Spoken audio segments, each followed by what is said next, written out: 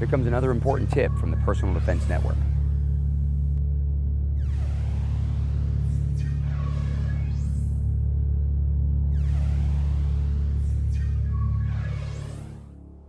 I want to talk about how to unload and clear your firearm at the end of a practice session, at the end of a training session, or if you just need to unload and clear your firearm before putting it away at the end of the day because you, for some reason, don't store a loaded firearm at home. You're going to put a firearm away for long-term storage, whatever it may be. Take that again, long-term storage. I want to talk about the process for unloading and clearing your firearm at the end of a training or practice day, maybe when you get home at the end of the day, or if you're going to put a firearm into some long-term storage, you want to make sure that it is clear. You want to go ahead and put it away. What we want to do is I'm going to go ahead and put my eye protection. I've got ear protection on just because I am going to have a loaded gun in my hand for a second here.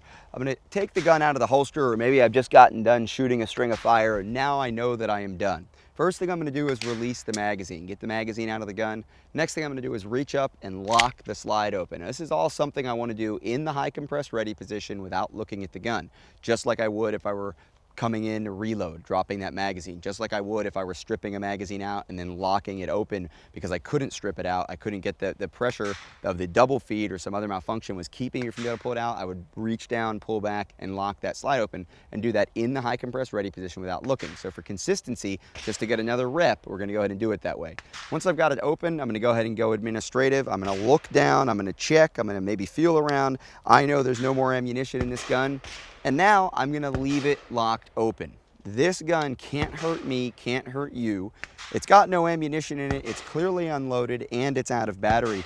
If I were to go ahead and put this gun in my holster and I'm done for the day, I walk back over to the table, I'm gonna put the gun in a case. When I pull this gun out, someone who didn't see me check the gun still knows that this gun can't hurt them.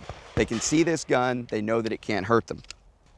All right, so I'm gonna get this back. This is exactly the same way that we end all of our training sessions. Anytime we need the range to be cold, anytime we need to have everybody clear, maybe a lunch break, if we're sending everybody home, people are taking guns off, or if we wanna make sure all the guns are empty of training ammo before people load up their actual carry ammo or their duty ammo, this is another way that we handle this procedure. So I'm gonna call Kerry Tanner in, and we're just gonna pretend that we're two students in a class. He's got a loaded gun on. Go ahead and go to the ready position. First thing we would do is we'd have everybody get shoulder to shoulder, face down range, go to the ready position, drop the magazine out of their gun, lock the gun open to the rear. Again, we're gonna do that without looking. Now, at this point, we're gonna tell everybody to check their firearm. So we check the firearm.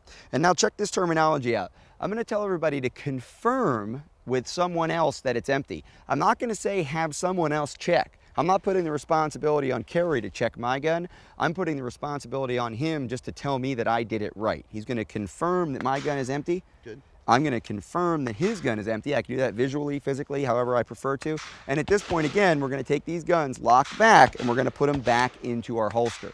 Now, every once in a while, you run into a situation where the gun won't go back into a holster when it's locked open, something like that. You can keep the gun out of the holster, again, locked open. It's still unloaded, still can't hurt anybody. And then eventually, we're gonna wanna go ahead and put that gun in our case. Honestly, just as often as not, I take the gun locked open just like that. I put it in the case, I close it, I lock it up.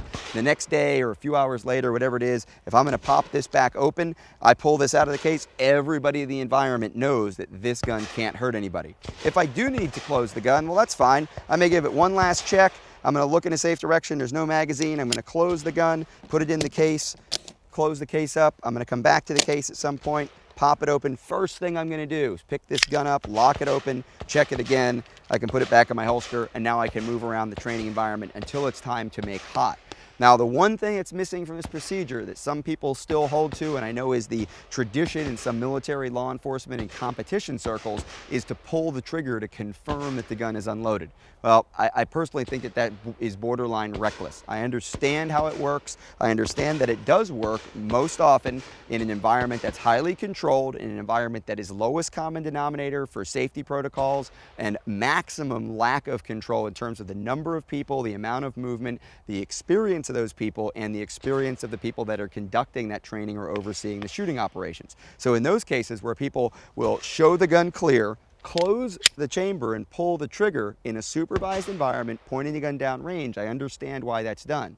But you need a procedure that doesn't involve pulling the trigger to make sure the gun is unloaded. People will say, well, I'm not pulling the trigger to make sure the gun is unloaded. I know the gun is unloaded. Fine, if you know the gun is unloaded, there's no reason to pull the trigger. I don't think that we should make part of our unloading procedure be the thing that makes the gun go bang if we make a mistake. We know that people make mistakes. The fact is, this can't be wrong. Even if there were a round in the chamber, this gun can't hurt anyone right now.